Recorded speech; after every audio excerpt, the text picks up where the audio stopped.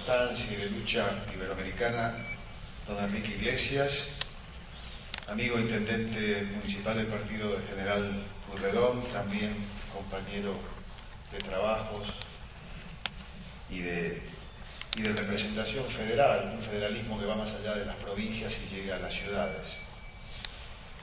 Contador Gustavo Pulti, amigo también de mucho tiempo. Qué bueno cuando uno está caminando un trecho largo con aquellos que buscamos los mismos objetivos, ¿no? Poner a la cultura en la prueba de la transformación.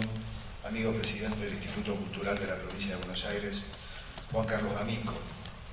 Colegas, ministros, ministras, autoridades de cultura de los países iberoamericanos, bienvenidos a la Argentina. Autoridades de cultura de las provincias argentinas que expresan un concepto federal de la cultura que es también representación de un federalismo más amplio que es el iberoamericano y latinoamericano. Legisladores, legisladoras, autoridades de la ciudad, de la provincia, de la nación, invitados extranjeros, amigos, amigas. Es un honor para mí participar de la inauguración de este cuarto Congreso Iberoamericano de Cultura. Y hacerlo además con el alto valor simbólico de que esto esté ocurriendo en un periodo de gran valor significativo, que es el periodo de los bicentenarios que atraviesan la mayoría de nuestros países. Porque allí, sin duda, anida una de las claves de nuestra identidad de iberoamericanos, ese proceso de autonomía.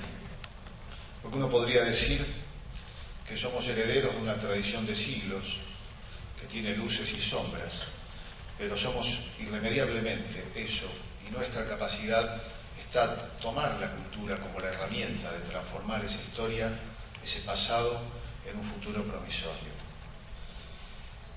Esos bicentenarios abarcan toda Iberoamérica. El año que viene se va a cumplir el bicentenario de lo que de alguna manera está relacionado también con el proceso liberador de América Latina, que ocurrió en España, que fue el gobierno de Cádiz, el Congreso de la Junta de Cádiz y el Congreso de Cádiz. En ese Congreso de Cádiz, que abría la esperanza, luego frustrada, de una integración parecida a lo que pasó con la mudanza de la corte lusitana al Brasil, producto de las guerras napoleónicas. Nosotros en América Latina tenemos esa doble herencia, la herencia lusitana y la herencia hispánica.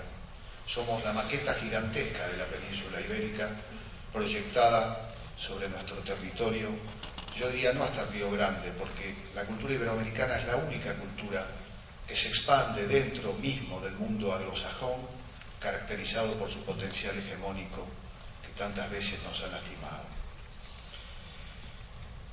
En ese Congreso de Cádiz hubo representantes de América.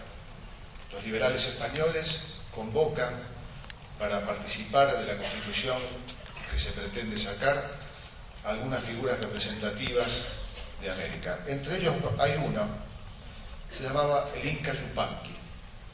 Obviamente el nombre deja a las claras su identidad de origen, su identidad cultural. Y se encontró con una dificultad. Se encontró con la dificultad de que el cambio propuesto por aquellos representantes españoles de la Junta de Cádiz se proponían liberarse de la hegemonía napoleónica, pero planteaban a su vez mantener las condiciones hegemónicas con las colonias americanas.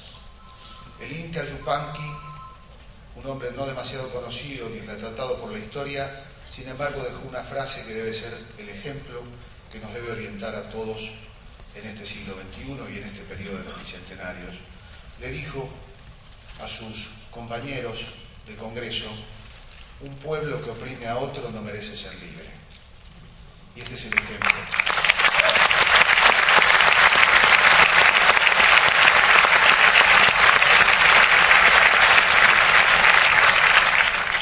Hemos propuesto para este Congreso el concepto de cultura política y participación popular.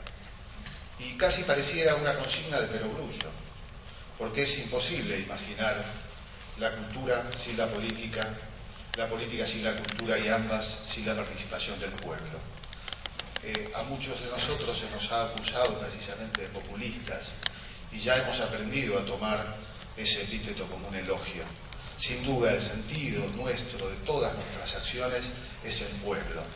Nosotros entendemos que cualquier noción de patria, cualquier finalidad cultural tiene, sin duda, a diferencia de las viejas nociones elitistas que concebían la cultura para los cultos y entendían que los cultos eran aquellos capaces de valorar las artes más elevadas, nosotros entendemos la cultura con un concepto fundamentalmente popular que tiene que ver no solo con dar, trabajar, participar, sino también aprender, escuchar y generar las condiciones de igualdad, palabra sagrada, hermana de la palabra libertad, porque no hay libertad sin igualdad. El siglo XIX fue el siglo de la colonización, fue el siglo de la dependencia. El siglo XX estuvo marcado dolorosamente por las luchas de muchos pueblos por consolidar la descolonización y la liberación. Yo creo que estamos en un siglo, el siglo XXI, donde esa liberación se consolida de un modo trascendente mediante la integración. La palabra integración es la garantía de la libertad para muchos de nuestros pueblos. Hubo un gran político argentino, Juan Domingo Perón, que dijo el siglo XXI nos va a encontrar unidos o dominados. Y se refería no solo a la unidad popular, se refería esencialmente a la unidad de lo que es la América Latina, y creo que ese concepto es transferible a la unidad iberoamericana.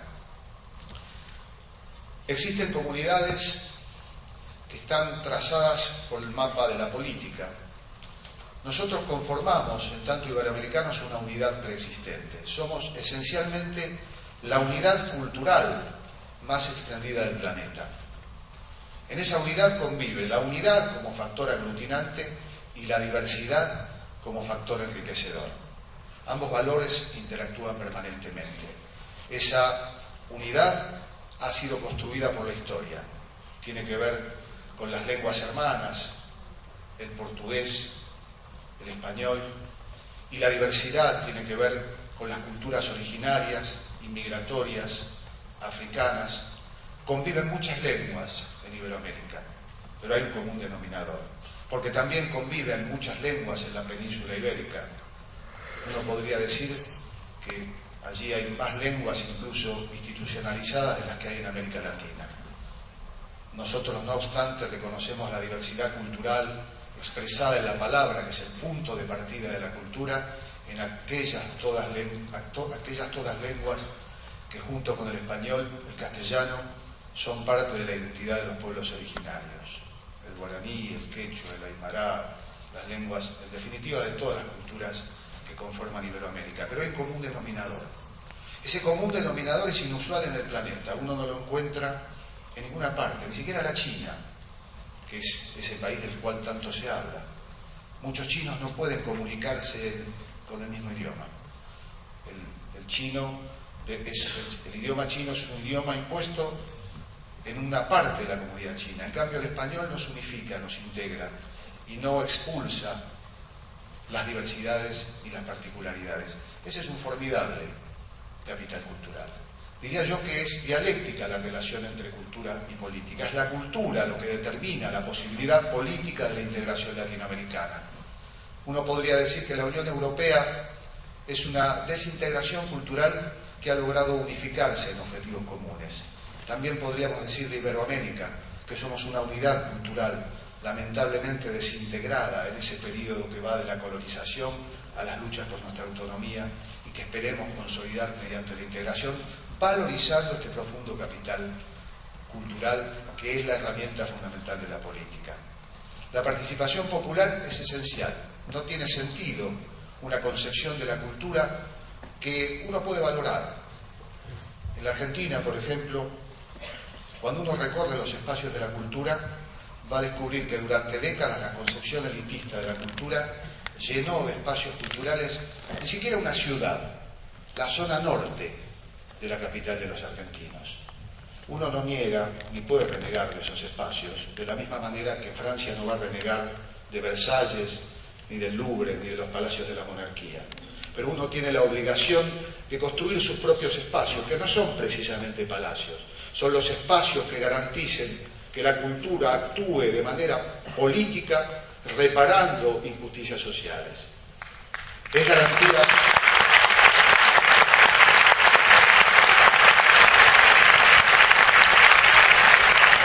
Los seres humanos bregamos por cosas fundamentales. Es fundamental el trabajo, la salud, la vivienda, la educación. Pero a partir de ahí viene el sentido de la vida. ¿Y cuál es el sentido de la vida? La cultura. Diría que todos esos valores negados durante décadas a nuestros pueblos son el punto de partida. La cultura es lo que da sentido a la condición humana. Pero también no es que hay que primero lograr la salud, la educación, la vivienda y el trabajo, sino hay que tener una conciencia de identidad cultural, que es la garantía también de la salud, del trabajo, de la vivienda y del bienestar de las comunidades. Solo los pueblos con autoestima, solo los pueblos conscientes de su pertenencia y su identidad cultural son capaces de torcer el destino de frustraciones que tantas veces ha atravesado nuestras comunidades. Por eso para nosotros, después de haber recorrido durante mucho tiempo foros y discusiones, nos pareció importante aglutinar en el Congreso esta relación indisoluble que tiene que ver con estos ítems convocantes. Porque casi siempre discutimos sobre música, hemos discutido en Medellín, hemos discutido sobre cine en México, hemos discutido sobre la cuestión social en San Pablo, pero siempre volvemos al punto de qué pasa con la cultura en los estados. Se han reunido nuestros presidentes muchas más veces que nosotros. Y yo creo que nosotros deberíamos gritar bien fuerte, a propios y extraños, es la cultura. Es la cultura aquello que en definitiva debe estar en la proa de cualquier transformación social, porque es la cultura el capital más formidable que tenemos. Ahora, por supuesto, una cultura entendida desde la perspectiva del pueblo y de los pueblos, que son en definitiva aquellos que van a garantizar, como garantizó la voz solitaria del Inca Yupanqui en Cádiz hace 2 siglos, que para ser libres, en definitiva, debemos ser considerados como pares y vamos a ser verdaderamente pares cuando nos integremos. Si no, las asimetrías van a sobreponerse sobre la igualdad. Y ese es uno de los grandes objetivos también de las discusiones que tenemos que tratar aquí. No hay países más grandes ni más chicos, porque no hay pueblos mejores ni peores. Y creo que este es el sentido que anima el proyecto que nos ha convocado aquí en Mar del Plata. Ciudad hospitalaria si la hay, ciudad bella si la hay, tan bella como tantas otras ciudades en las que hemos estado en nuestros países iberoamericanos. Creo yo que vamos a tener sin duda un feliz congreso y creo que vamos a tener un congreso enriquecido por la diversidad, por la discusión, por la ausencia de una unanimidad que muchas veces es muy poco enriquecedora. Acá se puede discutir y vamos a discutir porque también el concepto de libertad es el concepto que nos anima. Reitero mi bienvenida y espero, bueno, que tengamos un feliz congreso iberoamericano.